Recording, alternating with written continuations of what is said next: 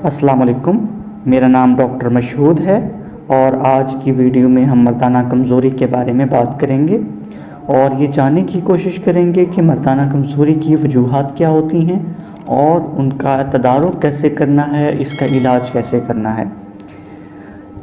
इसकी वजूहात और इलाज को समझने के लिए ये भी ज़रूरी है कि हम जान सकें कि नफ्स के अंदर इरेक्शन कैसे होती है, क्योंकि मर्दाना कमज़ोरी की दो किस्में हैं। जो आम आवाम जो है वो इन दोनों मसाइल को मर्दाना कमज़ोरी ही कहती है। पहली किस्म है इरेक्टाइल डिसफंक्शन, जिसके अंदर नफ्स के अंदर जो है वो सख्ती पैदा नहीं होती, और जबकि दूसरी किस्म है प्रीमेच्योर एजैकुलेशन, जिसमें वक्त से पहले ही एजैकुलेट यानी इंजाल हो जाता है। ये दोनों बहुत मुख्तलिफ बीमारियां हैं और इनका इलाज भी बिल्कुल मुख्तलिफ है।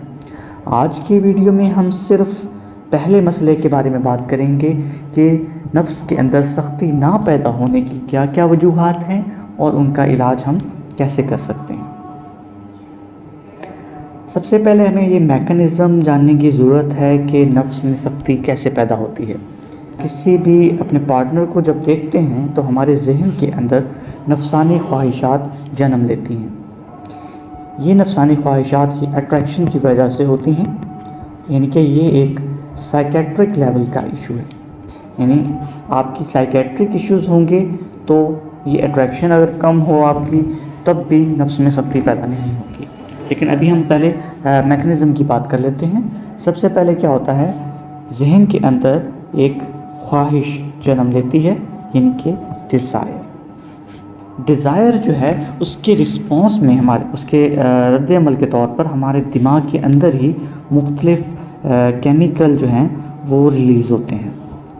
ये केमिकल्स जो हैं, ये दिमाग से जो पैगाम है, ये न्यूरॉन्स के ज़रिए, जो बारीक धागा नुमा एक हमारी जिल्द के अंदर और हमारे पट्ठों के अंदर पैगाम पहुंचाने वाली समझें तारें हैं एक तरीके की, तो ये दिमाग से जो है ये पैगाम नफ्स के ज़रिए नफ्स तक पहुंचता है। और अगला स्टेप है, नफ्स के अंदर जब पैगाम पहुंच जाता है तो नफ्स के अंदर जो ब्लड सप्लाई है वो इंक्रीज़ होती है, यानी कि खून की रवानी जो है वो ज़्यादा होती है।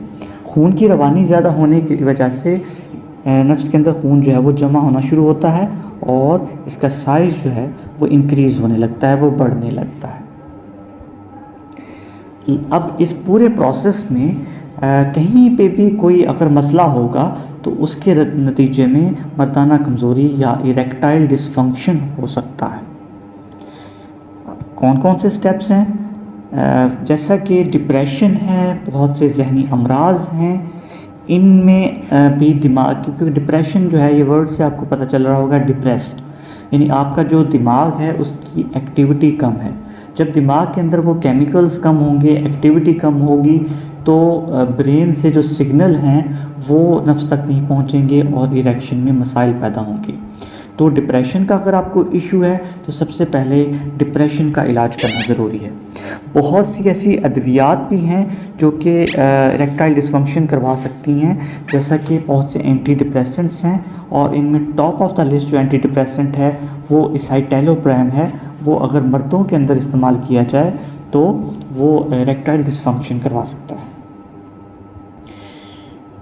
शुगर की वजह से या किसी भी और मर्ज़ की वजह से, ये जो मैंने आपको तारें बताई थी जो ब्रेन से लेकर नफ्स तक पैगाम पहुंचाती हैं, इनमें किसी भी किस्म की डैमेज होने शुरू हो जाए, अगर शुगर आपकी कंट्रोल नहीं होगी तो ये न्यूरॉन डैमेज होते रहते हैं और पैगाम दिमाग के ज़रिए नफ्स तक नहीं पहुंच पाता, जिसके नतीजे में इरेक्टाइल डिसफंक्शन होता है। तीसरी चीज़, जैसा कि हमें पता है कि खून की रवानी ज़्यादा होगी तो ही इरेक्शन होगी। अगर खून की रवानी ही आपके अंदर उतनी अच्छी ना हो तो इरेक्टाइल डिसफंक्शन ही होगा। अब खून की रवानी कम होने की वजूहात दो हो सकती हैं। या तो आपका जो हार्ट है वो खून सही तरीके से पंप नहीं कर रहा, जिसमें मुख्तलिफ बीमारियां हार्ट की हो सकती हैं, और ज़्यादा फिज़िकल एक्टिविटी ना करना, वर्जिश का ना करना जो है, उसकी वजह से आपका दिल जो है उसका साइज़ छोटा रह जाता है, वो अच्छे तरीके से खून पंप नहीं करता। तो इन वजूहात की वजह से भी इरेक्टाइल डिसफंक्शन हो सकता है। एक तो वजह होगी कि दिल की जो पंप करने की सलाहियत है वो कम है। और दूसरा ये है जो खून की नाली है उसके अंदर कोई मसला हो सकता है, यानी कि अगर उसके अंदर कोई फैट डिपॉजिट हो रहे हैं, ब्लड सप्लाई उसमें से कम हो रही है, तो उससे भी इरेक्टाइल डिसफंक्शन होगा। अभी तक हमने बात की कि ये दिल और खून की नालियों के अमराज जो हैं उनसे भी खून की रवानी कम होती है। खून की नालियों के अमराज में कोलेस्ट्रॉल का ज़्यादा होना हो सकता है, जो कि फ़ैट डिपॉजिट होता रहता है, खून चिकनाई जो है वो खून की नालियों में जमा होती रहती है और खून की रवानी जो है वो कम होती है, उस वजह से इरेक्टाइल डिसफंक्शन होता है। चौथी जो वजह है वो अपने पार्टनर के लिए अट्रैक्शन का ना होना या कम होना है। अगर आपके बीच में कोई तनाज़ात चल रहे हैं या कोई फ़िज़िकल और अट्रैक्शन आपके अंदर नहीं है, तो उससे भी इरेक्टाइल डिसफंक्शन के चांसेस ज़्यादा होते हैं। अब इसके इलाज के बारे में बात करते हैं। सबसे पहले अगर तो आप एंटी डिप्रेसेंट्स ले रहे हैं जैसा कि एसाइटैलोप्राम है, तो फ़ौरी अपने डॉक्टर से रुजू करें और अपने इशू के बारे में बताएं, ताकि आपके जो मसला है उसको रेक्टिफाई किया जाए, ठीक किया जा सके।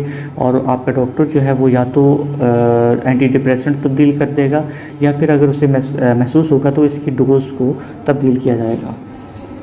डिप्रेशन अगर आपको है तो उसका ट्रीटमेंट लाजमी करवाएं। मेल्स के अंदर पैरोक्सीटाइन एंड वॉटिऑक्सीटाइन जो है ये ड्रग्स ऑफ चॉइस हैं हमारे पास डिप्रेशन के लिए, बट आप अपने डॉक्टर की रिकमेंडेशन के मुताबिक इस्तेमाल करें।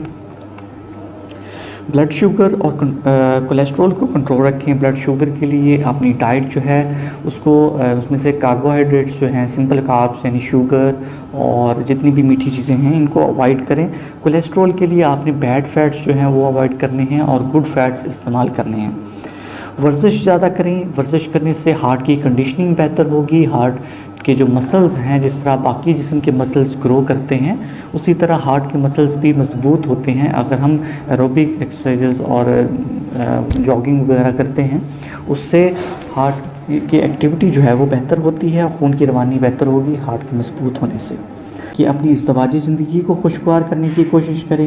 इन जिनसी मसाइल के ऊपर ज़्यादा गुस्सा या चिड़चिड़ापन जो है वो शो ना करें और एक दूसरे के साथ फील फ्री करें, बिल्कुल रिलैक्स होकर बात करें और इन इश्यूज़ को समझें एक दूसरे के और एक दूसरे को सपोर्ट करें और ताना तशनी वगैरह जो है उससे गुरेज करें। ये आपके इलाज के लिए काफ़ी ज़रूरी है। ये थी हमारी आज की वीडियो। मज़ीद ऐसी इन्फॉर्मेटिव वीडियोस के लिए हमारे चैनल को सब्सक्राइब करें, इस वीडियो को लाइक करें और अपने दोस्तों के साथ शेयर करें। हमें अपनी दुआओं में याद रखिएगा। अल्लाह हाफ़िज़।